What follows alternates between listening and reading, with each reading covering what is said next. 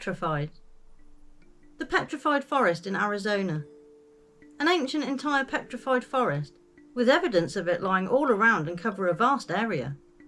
I have looked at it before online, but hadn't previously noticed the shape of it until scanning from above quite a way around one area.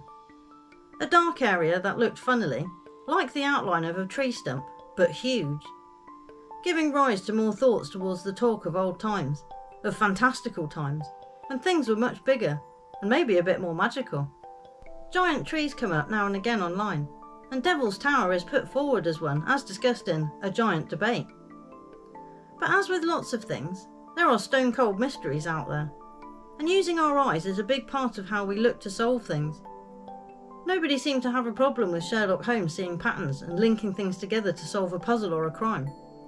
But when it comes to other people, it gets asked whether we see patterns or pareidolia. It's not just forests though that have apparently been discovered as being petrified. There is also talk of a petrified city in Africa, although not substantiated by much else apart from an article snippet from the 1800s. And while there is much under the surface, and taken by time and the landscape, it seems there is still a fair amount to see and wonder about on the surface.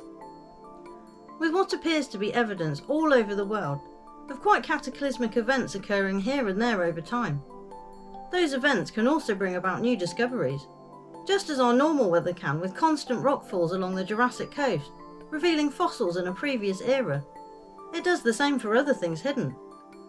Earthquakes, storms and hurricanes, excessive water flow, and anything else that gets thrown at the land and what we have built on it, either survives the onslaught or it changes everything around it, as we have seen with the recent terrible aftermath of Storm Helene in North Carolina and other states.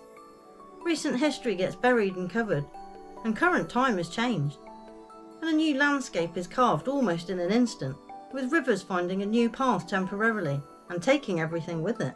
Lives, homes, trees, wildlife, and even the land itself gets swept away.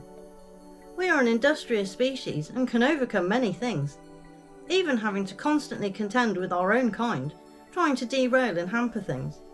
But when it comes to nature, sometimes the only thing you can do is try your best to get out of its way.